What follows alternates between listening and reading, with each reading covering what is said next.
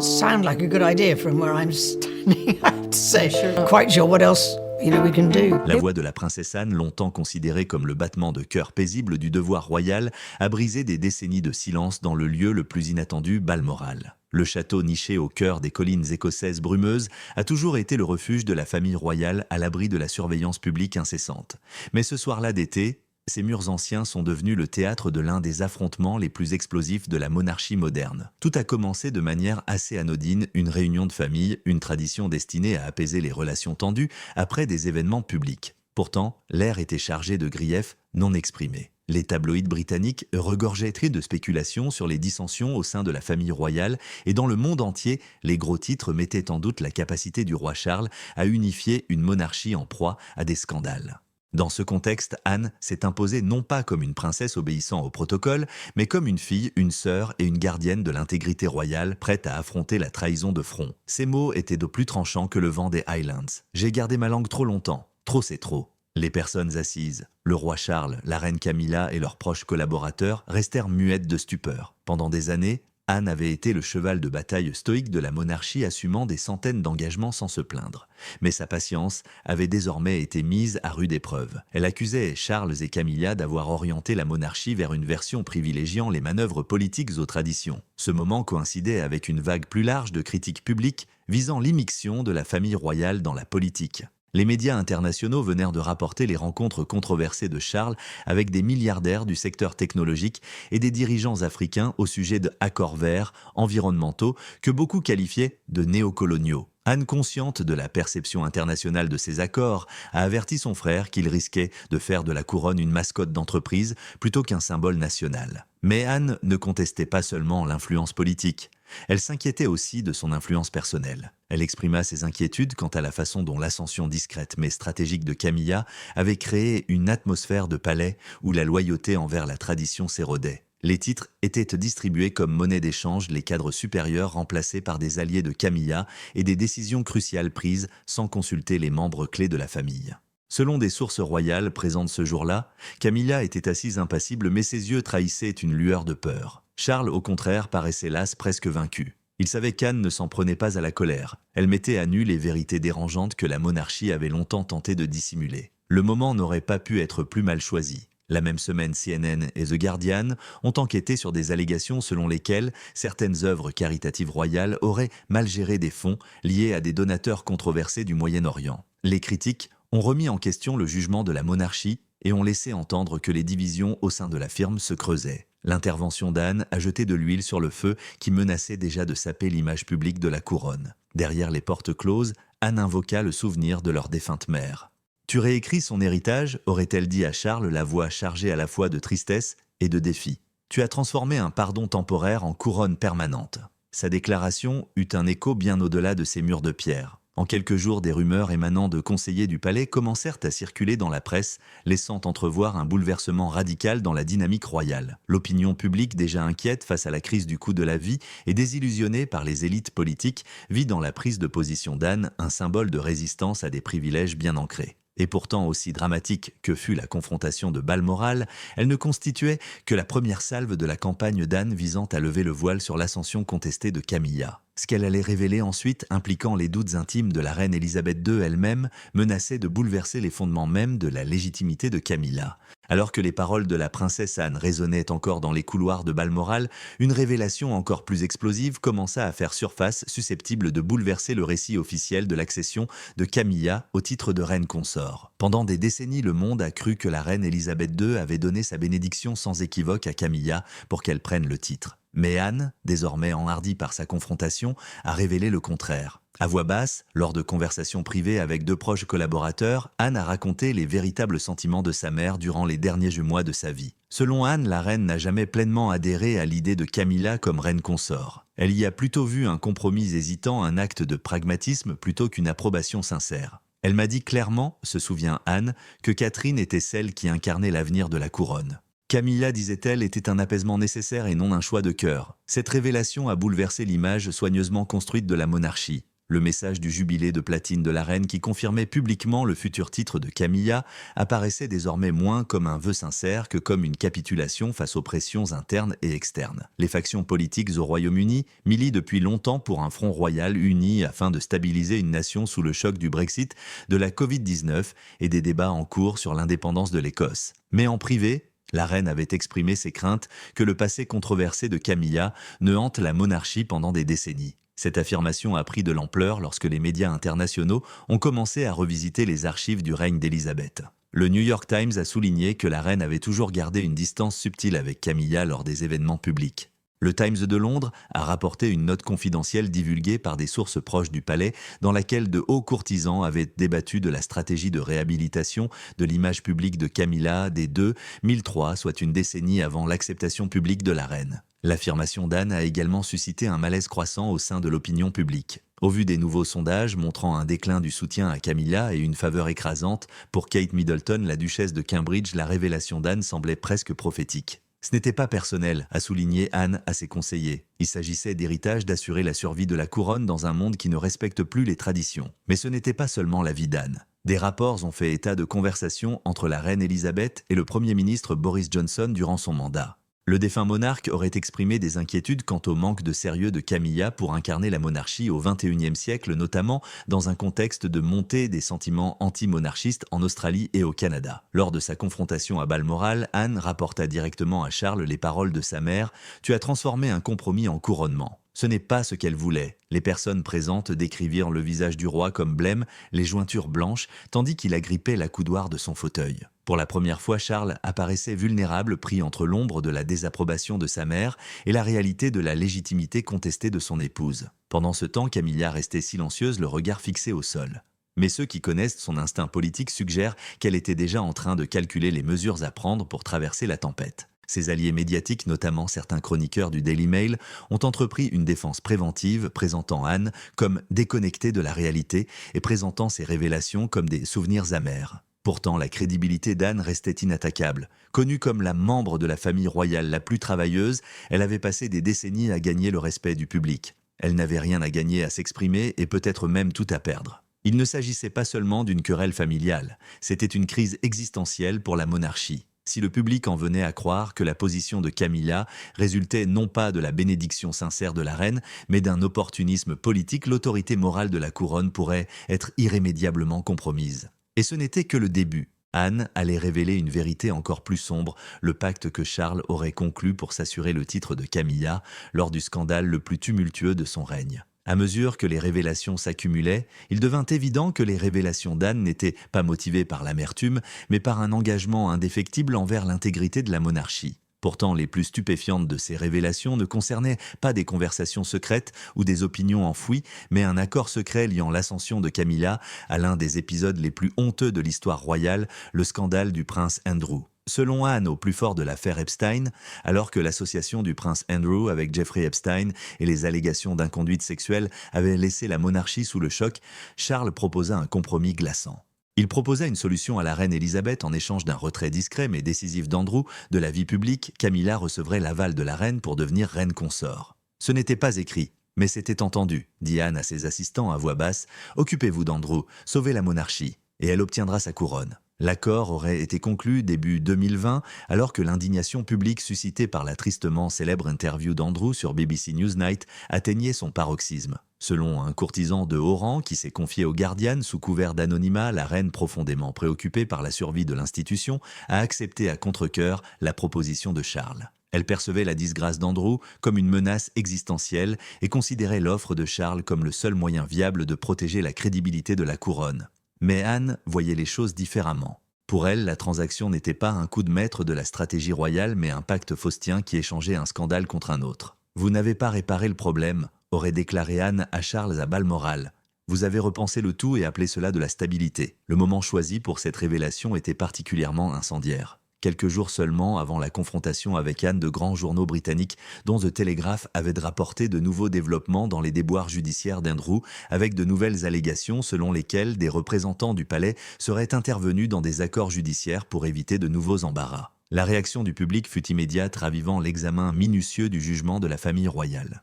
L'insistance d'Anne sur le fait que la couronne de Camille était née d'une nécessité politique plutôt que d'une légitimité acquise a alimenté un discours de plus en plus répandu parmi les critiques. La monarchie était-elle devenue moins un symbole d'autorité morale qu'une entreprise transactionnelle prête à compromettre ses principes pour survivre ? Sur le plan international, la controverse prit une nouvelle dimension. Comme le remarquait le Wall Street Journal, la monarchie britannique avait commencé à rechercher des partenariats au Moyen-Orient et en Afrique afin de consolider son influence et ses échanges commerciaux après le Brexit.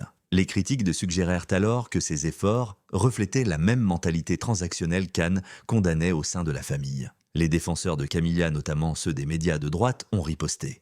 Ils ont affirmé qu'elle avait contribué à stabiliser la monarchie durant des années turbulentes et qu'elle méritait sa place aux côtés de Charles. Mais Anne n'était pas convaincue. De son point de vue, le rôle de Camilla n'avait jamais consisté à servir avec altruisme. Il s'agissait plutôt d'une stratégie de survie, d'une manipulation discrète des circonstances pour s'assurer le pouvoir. « Vous avez troqué la disgrâce d'Andrew contre sa couronne », aurait déclaré Anne lors de sa confrontation.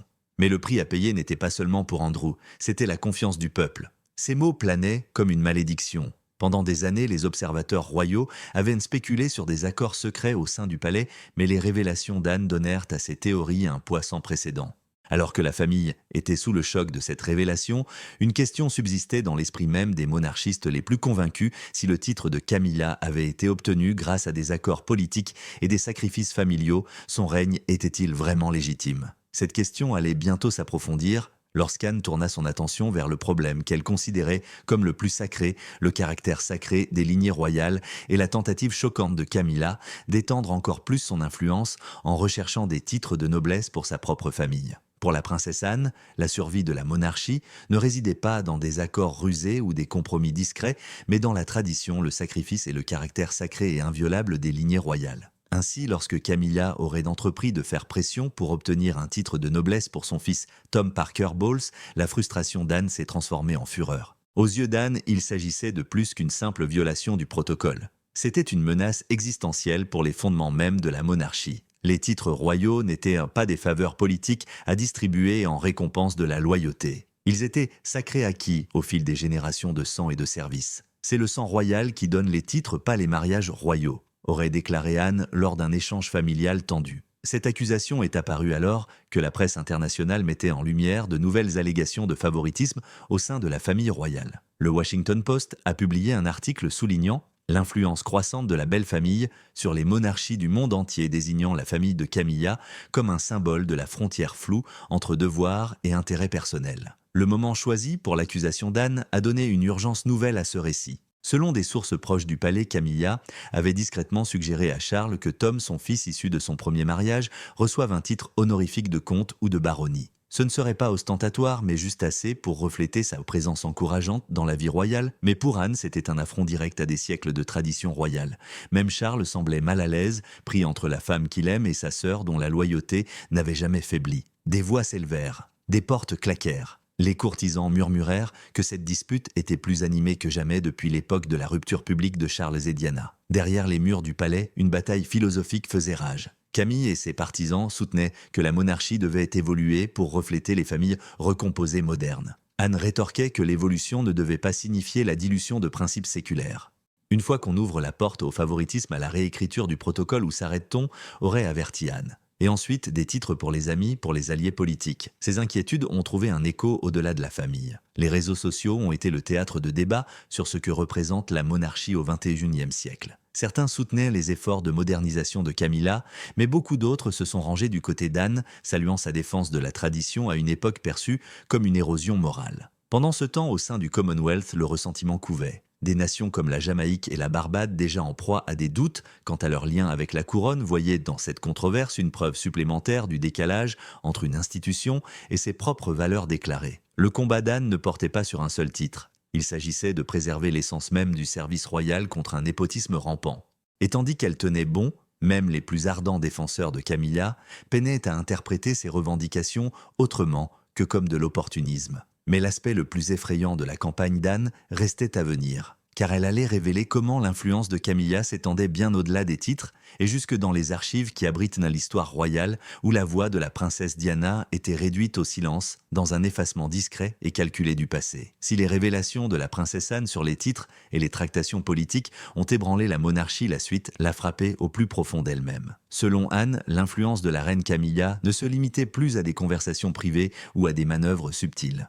Elle s'était infiltrée dans les archives royales, le cœur même de la mémoire royale britannique, et menaçait d'effacer l'un des chapitres les plus douloureux, mais aussi les plus marquants de la monarchie, l'héritage de la princesse Diana. Lors de sa confrontation à Balmoral, Anne révéla des preuves troublantes qu'elle avait découvertes ces derniers mois. Grâce à un archiviste bienveillant, Anne apprit que la correspondance privée entre Diana et les membres importants de la famille royale avait été discrètement déplacée. Les numéros de catalogue furent modifiés, les descriptions reformulées, l'accès fut restreint même aux membres les plus importants de la famille. Ce ne sont pas de simples lettres, aurait déclaré Anne avec une rage sourde. Elles sont le cœur de la vérité de Diana, ses peurs, ses avertissements, sa dignité face à la trahison. Et maintenant, on les enterre. Cette affirmation est intervenue alors que les médias internationaux commençaient à réexaminer l'influence durable de Diana. Le Guardian et le New Yorker ont publié de longs essais commémorant le 30e anniversaire de sa mort, mettant l'accent sur son action humanitaire et sa relation brisée avec la couronne. La révélation d'Anne a fourni un contexte glaçant, le palais tentait-il de réécrire l'histoire pour protéger l'image de Camilla. Selon un conseiller du palais qui s'est confié anonymement à BBC Panorama, ce n'est un secret pour personne que l'équipe de Camilla a travaillé pendant des années à peaufiner son image publique. Mais cacher la voix de Diana, c'est aller trop loin. Anne alla plus loin. Elle accusa Camilla d'exploiter son influence grandissante sur Charles pour nettoyer l'histoire royale. Les nominations de haut rang, directeur de la communication conseiller de la Maison royale, étaient de plus en plus souvent occupées par des alliés qui accordaient la priorité au récit de Camilla. Anne craignait qu'il ne s'agisse pas seulement de limiter les dégâts. Il s'agissait d'une tentative systémique de remodeler l'histoire de la monarchie en faveur de Camilla. « Tu la laisses réécrire notre histoire ?» aurait dit Anne à Charles. « Et ce faisant, tu effaces l'âme même de cette famille. » Charles, déjà visiblement ébranlé par les révélations d'Anne, n'aurait apparemment rien dit. Mais ses proches collaborateurs échangèrent des regards inquiets. Même parmi les loyalistes, les murmures se firent plus forts. Camilla consolidait-elle discrètement son pouvoir non seulement en tant qu'épouse bienveillante, mais aussi en tant qu'architecte d'un nouvel ordre royal. À l'échelle internationale, l'affaire a fait grand bruit. Des chaînes américaines comme CNN et MSNBC se sont demandé si la monarchie britannique pouvait survivre à de telles allégations à l'ère de la transparence. En Australie et au Canada, les mouvements républicains ont profité du scandale pour relancer les appels à la rupture des liens avec la couronne. Pendant ce temps, les défenseurs de Camilla dans la presse britannique lançaient une contre-offensive. Le Daily Mail publiait des tribunes qualifiant les affirmations d'Anne de jeu sans fondement et motivées par la jalousie. Pourtant, les sondages disaient le contraire, la confiance du public envers Camilla s'effondrait, tandis que le soutien à Anne et notamment à Kate Middleton explosait. Tandis que les paroles d'Anne résonnaient, une vérité devint indéniable, l'ombre de Diana planait toujours sur la monarchie. Et Anne n'était pas la seule à le ressentir. Même William et Harry, longtemps en désaccord, étaient, disait-on, discrètement unis dans leur malaise face à la domination croissante de Camilla. Mais si les révélations d'Anne sur la voix étouffée de Diana étaient troublantes, son prochain sujet était encore plus cinglant. Il ne s'agissait pas seulement du passé ou du présent, mais de l'avenir de la monarchie. Un avenir incarné non pas par Camilla, mais par celle qui, selon Anne, méritait véritablement la couronne, la princesse Kate. Alors que les révélations d'Anne provoquaient une onde de choc au sein de la famille royale et du public, un changement subtil mais profond s'opérait. Tandis que l'image soigneusement entretenue de la reine Camilla commençait à se dégrader, la dignité discrète de la princesse Kate apparaissait comme l'atout le plus puissant de la monarchie. En public, Kate est restée l'incarnation même du calme. Malgré ses récents problèmes de santé, elle a fait preuve d'une grâce inébranlable, participant aux événements clés avec la chaleur et le calme qui la caractérisent. Les réseaux sociaux ont été submergés d'images d'elle réconfortant ses enfants, interagissant avec le public et soutenant des associations caritatives. Des actions qui n'avaient pas besoin d'être relayées par les médias. Elles ont trouvé un écho grâce à leur authenticité. Derrière les murs du palais, Anne voyait en Kate l'avenir de la couronne. Pour Anne, Kate n'était pas seulement une belle fille, elle rappelait les idéaux originels de la monarchie, devoir, discipline et compassion. Catherine porte l'esprit de la monarchie, aurait confié Anne à un proche confident. Camilla porte son bagage. L'opinion publique a confirmé cette opinion. Un récent sondage Ipsos Mori a montré que 82% des Britanniques avaient une opinion favorable de Kate contre seulement 43% pour Camilla. Sur Instagram, les publications concernant Kate recueillaient régulièrement des millions de j'aime et de partages, tandis que les mentions de Camilla suscitaient souvent des réactions polarisées ou un engagement modéré. Le soutien privé d'Anne à Kate reflétait également un changement croissant au sein de la hiérarchie du palais. Même le roi Charles, tout en restant protecteur envers Camilla, avait commencé à repositionner William et Kate comme figure centrale des futurs engagements de la monarchie. Des sources proches du palais parlaient d'une transition en douceur, une mesure stratégique visant à assurer la survie de la monarchie, alors que les appels au républicanisme se faisaient de plus en plus pressants au sein du Commonwealth.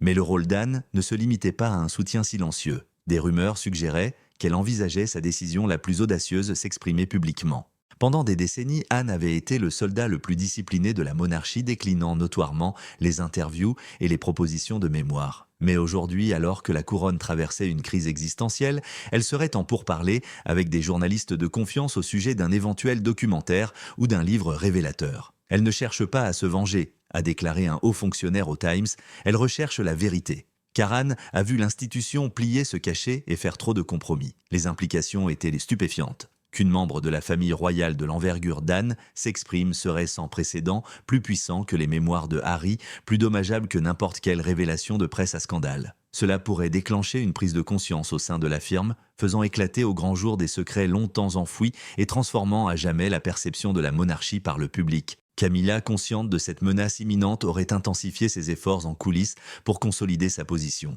Ses alliés dans la presse ont publié des portraits élogieux soulignant sa résilience et minimisant les accusations d'Anne, les qualifiant de dissonance familiale sortie de leur contexte. Mais le public semblait moins convaincu. Alors que l'approbation de Camilla déclinait, la popularité de Kate ne cessait de croître.